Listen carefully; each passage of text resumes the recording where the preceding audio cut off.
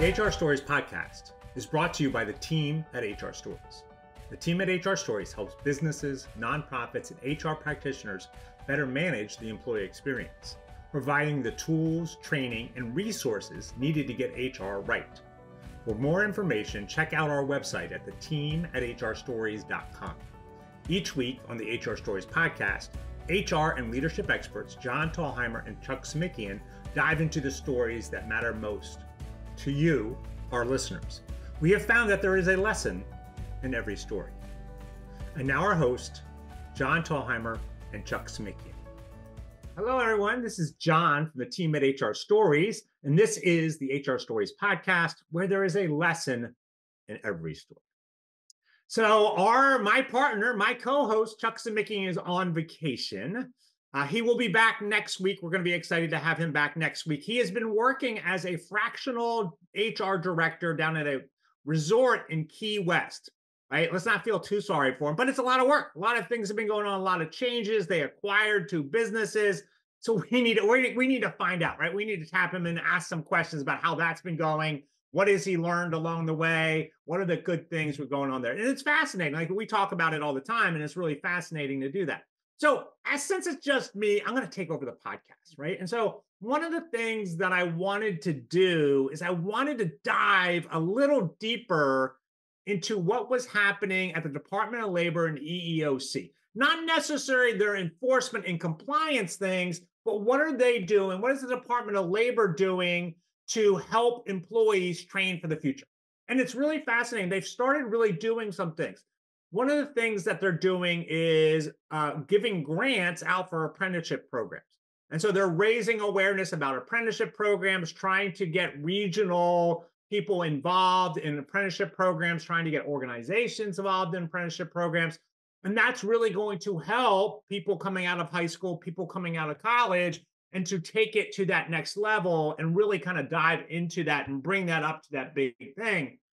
The other thing they're doing is, I think February was Technical Education Month. And so they've been really, the Department of Labor Secretary and the Department of Education have been touring the country and talking to pre-apprentice, talking about to mechanical, HVAC, technical colleges, and what they're doing. And they're also supporting in terms of giving resources and money toward those things, again, to prepare our students for the work of the future, right? And so a lot of technology in there, a lot of mechanics and all that kind of stuff is happening in there. So really fascinating that they're out there behind the scenes, probably not being, we're not talking about it. And a lot of social media and a lot of media companies aren't talking about it. But I do think it's interesting that the Department of Labor is getting in there and kind of finding that out.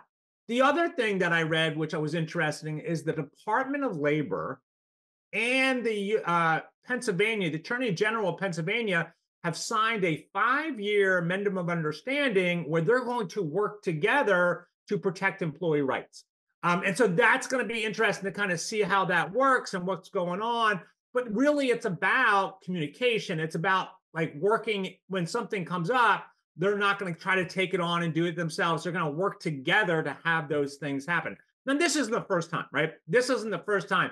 There's a, I guess it's, I don't know what the right word is for it, but it's what they call the questionable employment tax procedures or policy. And it's a group of agencies that got together, the IRS, Department of Labor, your state worker relations, right? They all got together and they signed a memorandum of understanding where the goal there is to reduce fraudulent tax schemes and make sure companies are voluntarily paying, withholding the taxes and making sure all of those things are coming out, right? And so making sure all those things happen. And so in both of these cases, we have more individuals or more agencies, I should say, looking at our company and making sure things are going right and paying attention, which really kind of segues into my second comment here is the EEOC has also launched a new outreach initiative called Reach Initiative, where they're no longer just talking to employers, they're now reaching out to workers, in particular vulnerable workers in undeserved communities, they're looking to try to figure out how do we do that and bring that away. So a couple things this Reach initiative will do. One, they're going to hold in-person and virtual listening session with a broad range of stakeholders in different areas around the country to examine how the EEOC can bolster its efforts to reach vulnerable and undeserved communities, review and evaluate existing research and recommendations on effective outreach strategies, and then identify best practices for reaching the vulnerable and undeserved communities. Which means for us as employers in HR, there's going to be more intention on those individuals that may be underrepresented or undeserved, and making sure that, again, the EEOC, Equal Employment Opportunity Commission, is there about discrimination and making sure that we are not discriminating against those individuals in any type of way. And so a lot of times, workers and employees just don't have the resources and aren't getting the right information and aren't doing those things. And I think we need to be more aware of that and be paying attention to those things as well.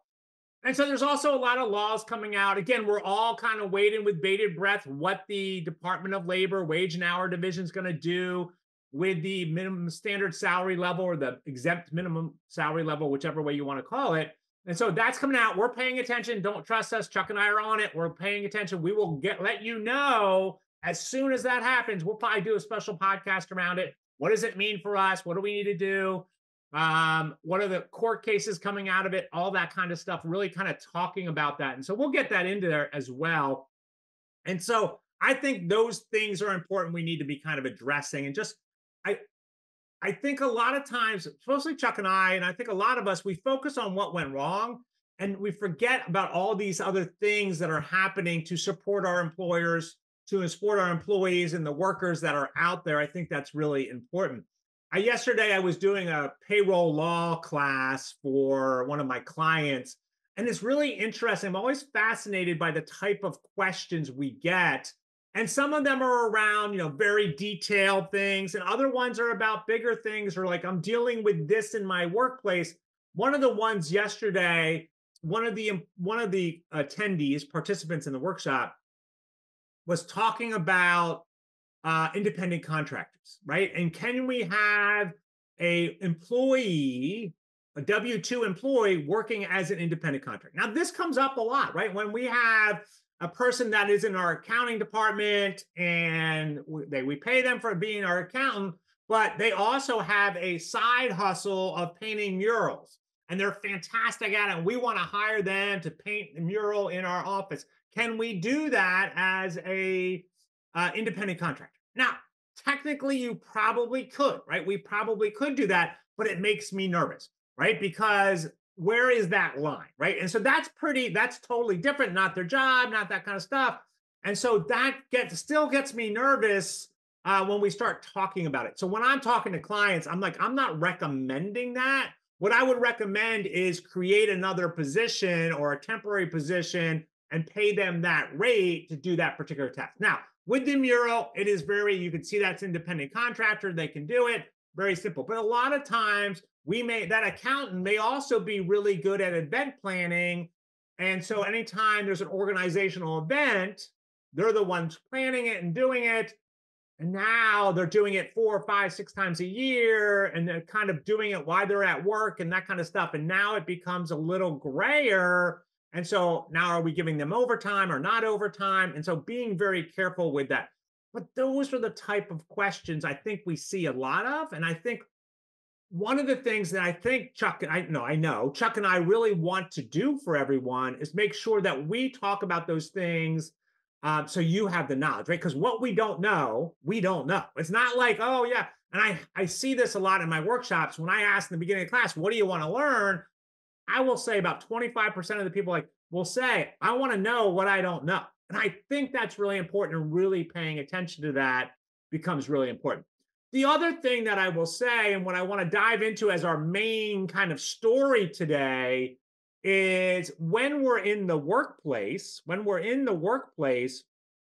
a lot of the times we don't know what we don't know, and we're not always aware, right? We're just not always aware of what is happening in the workplace. And so I think as leaders and human resources professionals, we don't always understand what is happening in the day-to-day lives of our employees.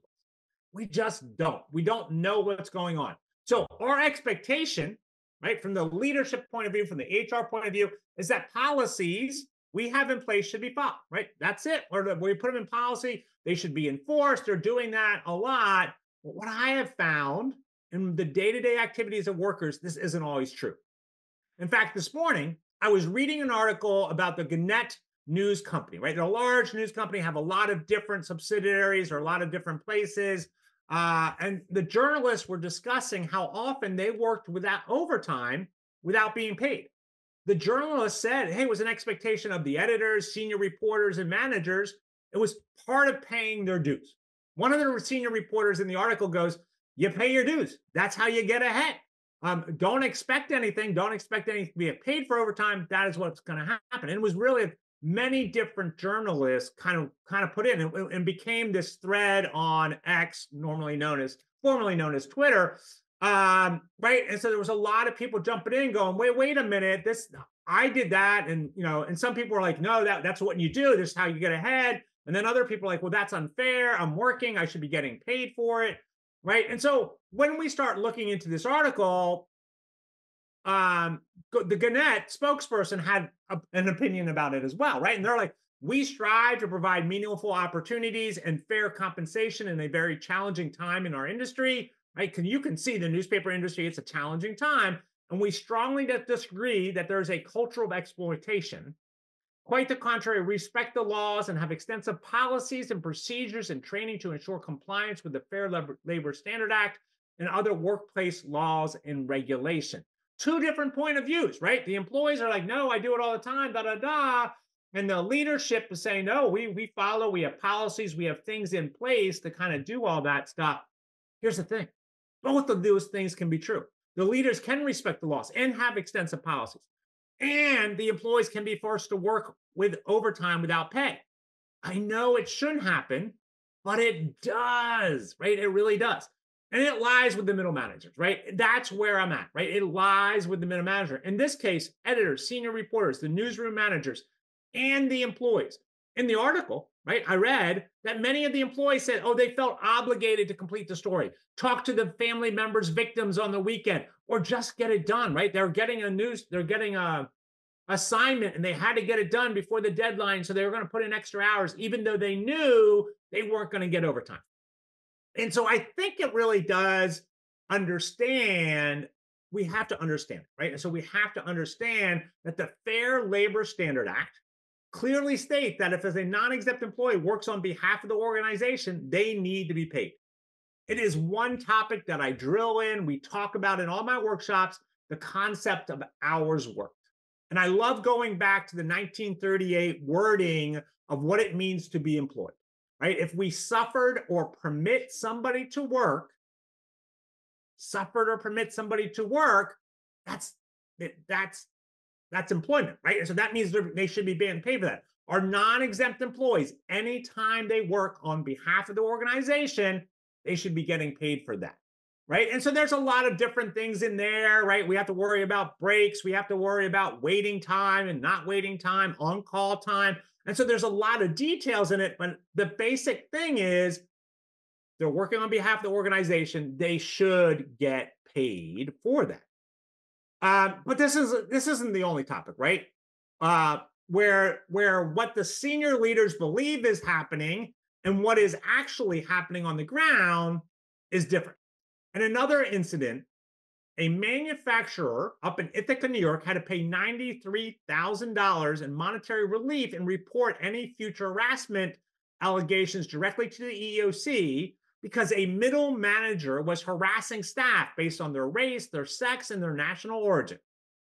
And so you have to be like, well, wait, how can that happen in an organization? This is a manufacturing company. And it's not a gigantic organization like Gannett, but it's still there. The owner comes in, they focus on the profits. They're looking at the profits. They may not notice what's going on as long as the profits are there, right? And it's who is responsible, right? And so many of these stories we tell on the podcast, right? Chuck and I tell on the podcast are because the middle manager made a bad decision. And a lot of these cases is because they were not well informed, meaning they didn't know employment law. A lot of managers and a lot of supervisors are brought up in an organization with not great employment practices, right? Not great employment practices. So they're looking at the senior leaders and the senior supervisors and the senior managers and the people that were there before them, and they're making decisions on what they're seeing. And as HR professionals and leaders of our organization, we cannot assume that they understand what it is to be a manager, how to be a manager is there, right? And so the question becomes, who's responsible for informing? It's the leadership and the HR professionals. Having a policy in your employee handbook will give you some cover in a legal proceeding. It will, right? Until that attorney starts talking to people, talking to your employees, talking to your supervisors and managers and asking, how much training do you have? Did you know about this employment law? Were you aware of how this policy should be enforced? And if the answer to that is no, then you're going to lose, right? You can't just say, oh, well, I put a policy in place. Because the worst thing you could do is have a policy in place and not apply it consistently across your organization, right? So you got to do that. In January, we released one of the hardest podcasts we ever had to record. It talked about the death of an employee. And a recent death, it was in 2023. It was the summer of 2023. And it all happened because the general manager of the mill didn't take OSHA violations seriously enough. Unfortunately, I read another story about this where an employee died because managers didn't follow OSHA recommendations. And there was another story where a vinyl tile manufacturing company in Ohio faced a similar situation where OSHA cited them over 8 times. And they continue to not make the necessary changes and had a 7th worker in 5 years suffer severe injuries. So here it is, right? You are a middle manager. You're the general manager, you're the leader of the organization, not the leader, you're the manager, you're a supervisor, you're a department manager. You're getting this very strong signal from OSHA that you need to change things. And you don't. Now, when you talk to senior HR leadership, right? You talk to senior leadership, you take to RH, human resources, they will tell you their policies are in place. We have policies in place. Our expectation, those policies are going to be followed. I'm calling bullshit. I am calling bullshit because I've worked in so many different organizations that that's not necessarily true. Here's the problem, right? The problem is that senior leadership and HR are not aware of how these policies are being followed. They know they have policies. They've told their managers, oh, you need to follow them. They're not going in. They're not checking. They're not doing it. In the case of senior leadership, the challenge is that they are placing more emphasis on profits and creating a culture of cross-cutting that leads to poor management decisions. And so what happens as a middle manager, you get pressure from above. I don't care if you're the vice president, general manager, director of a department manager, first line supervisor, you get pressure from above, and that's going to depend on the culture. Is it a safety culture and you get pressure to be safe? Is it a profit-oriented company where you're getting pressure to be profitable?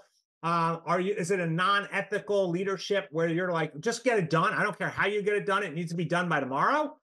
All of those things. And so the manager's feeling that pressure and they're going to do what's easiest. And if it's easiest to cost cut and then that seems to be acceptable by everyone, they're going to do that. And I know this because I've been on both sides of this coin. I had been an employee working for a manufacturing company where getting products out the door was the #1 driving force. I will never forget this moment. So I was working in quality control. There was a product that was completely unacceptable by the standards that our customer had sent us. And the executive vice president of operations come in and said, I don't care, I'm sending it out the door. They can reject it when they get it. I was like, what? Now, that wasn't a safety thing, but I saw some questionable safety practices in there as well, where, again, let's get it done. Let's do it. I remember dipping copper into acid baths without any protective gear, right? And so those are the kind of things when we're just so push, push, push, get it out the door there. Now, I've also been a leader of 350 employees. And no matter how I thought things were being done, I knew supervisors and managers were taking shortcut to meet the demands of the organization. Right? I just knew it. And so I learned in my time, I had to get out there. I had to go see what was happening. I wanted to make sure and really do that. And so, how do we correct this cultural dilemma? How do we deal with this? Well, the first thing we need to do, right, is train our supervisors and managers employment. They need to know. They need to know. We cannot expect them to be promoted and miraculously understand employment law. It didn't happen to me when I was first promoted as a supervisor. I didn't know. They took me to a 3-day course to learn about employment law so I could be better. In fact, this is one of my favorite workshops that Chuck and I deliver to organizations around the country called Employment Law for Managers. Because we know that one of the things when we think about the role of the manager, we need to make sure they understand the guidelines, right? And a lot of those guidelines come from state and federal and local employment law. And if we're not teaching that to them, they're not going to know.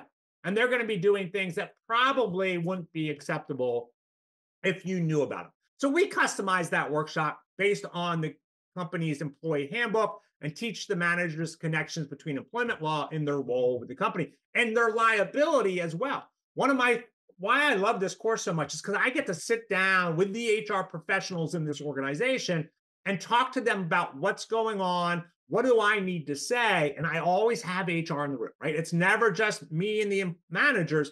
I want HR in the room because I want those topics to come up and say, well, how do we address that? How do we deal with that? Right. And so that way we can go, okay. And so HR, how do we deal with that? Well, what's the process here at this company?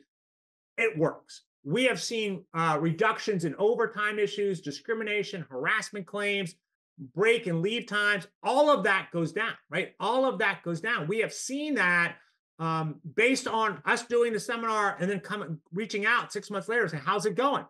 Every time they're like, oh my God, it's so much better. We're working on this and doing that as well, right? We know, right? So that's the thing. But that can't be the only thing that we do. It can't be the only thing that we do as HR leaders and professionals. We also must work on improving the organization. No, it is so hard, right? It's one of those things. It's sort of the third rail of HR and leadership, the organizational culture.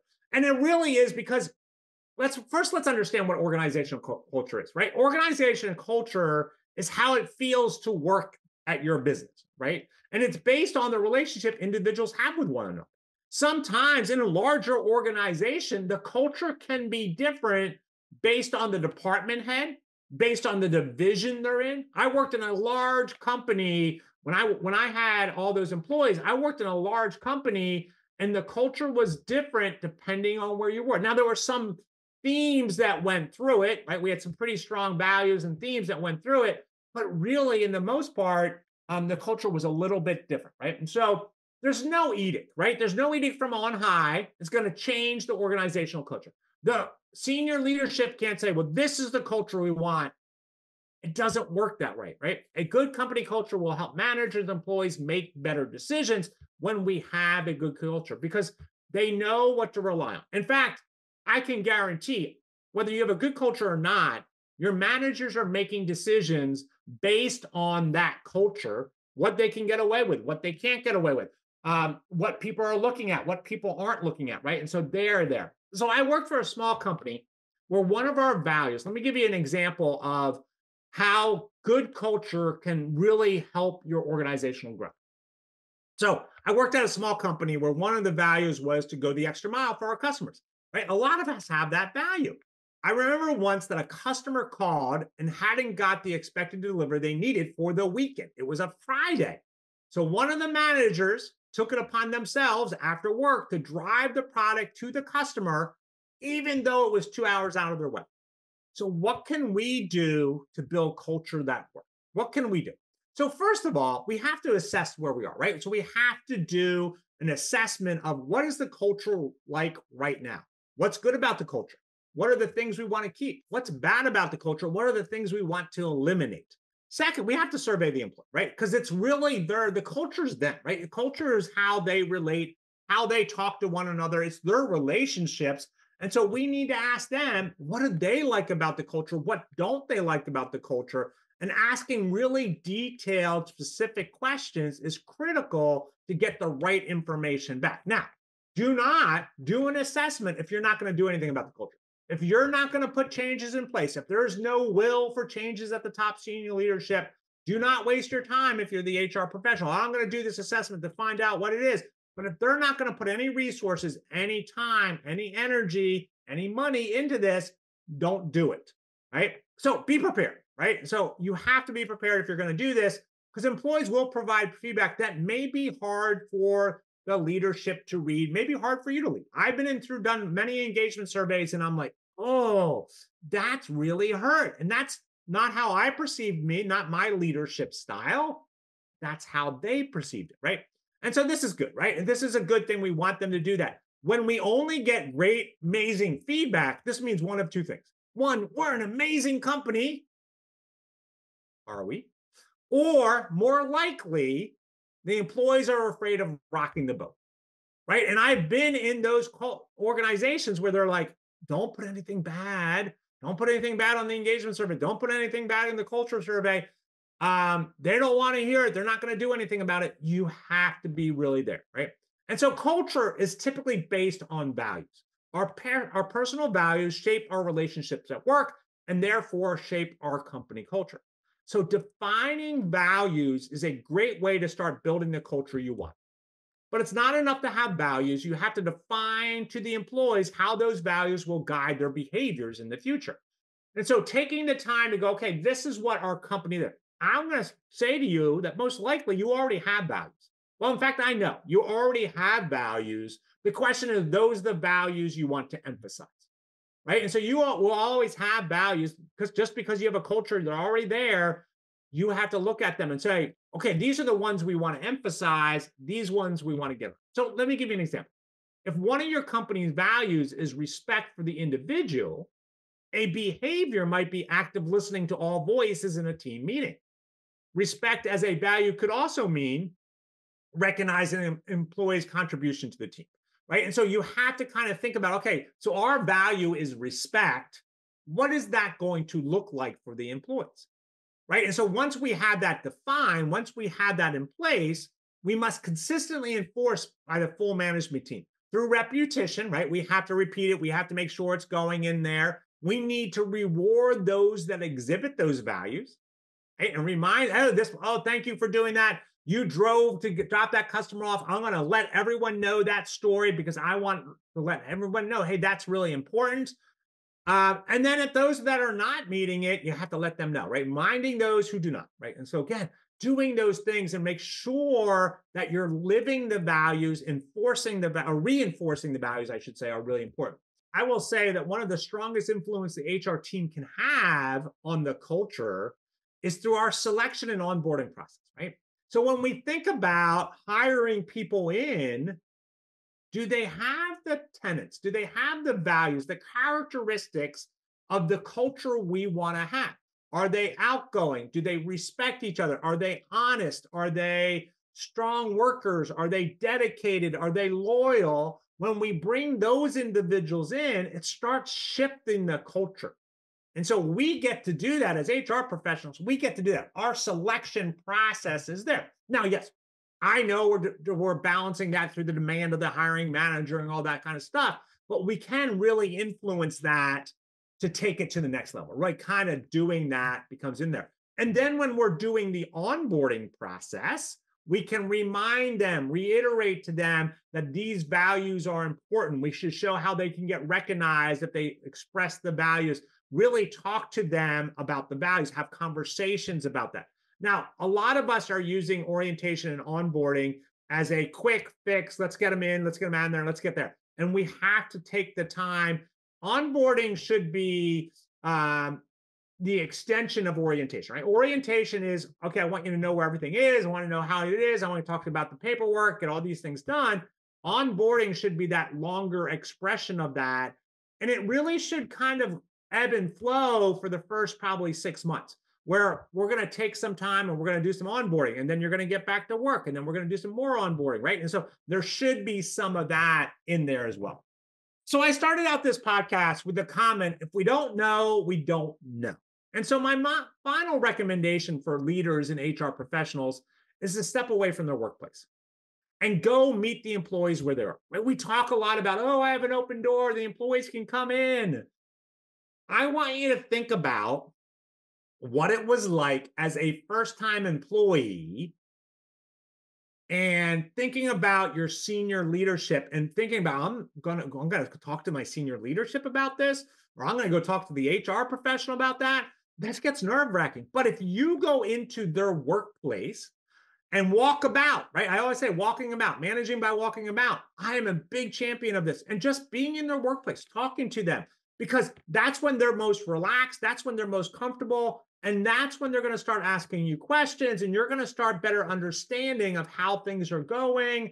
And that way, it's not that wall, right? So when I worked in manufacturing, we had the leadership team was in one office group, right? One office group. And then the manufacturing building was behind, I think we had to go through 2 doors to get to the manufacturing floor.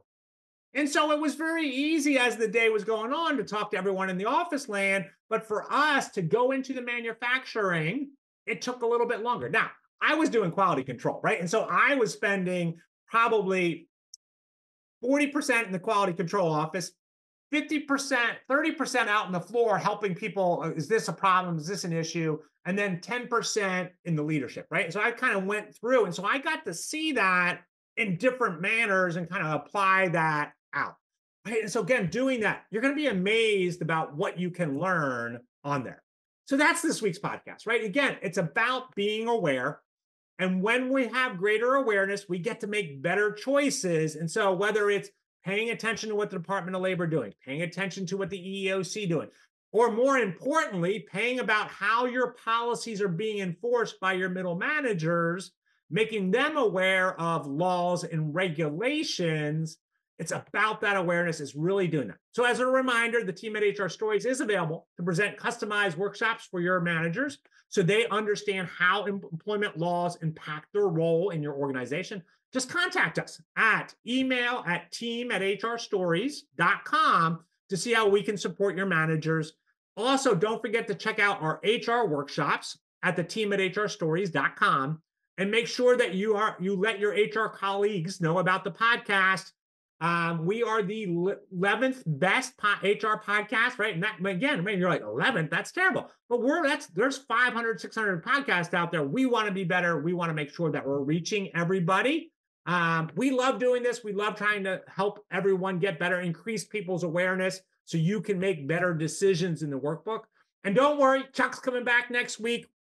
He's going to be talking about his experience leading that HR department at the resort in Key West. Thank you for listening to the HR Stories podcast, where there is a lesson in every story. Thank you for listening to the HR Stories podcast. The material presented in this podcast is for informational purposes only. Chuck and John always recommend using an employment lawyer or HR consultant to handle any legal concerns or HR issues. We do our best to double check sources and make sure the information we are providing is accurate.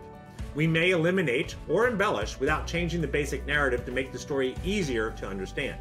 In certain circumstances, we may change identifying information to protect the innocent.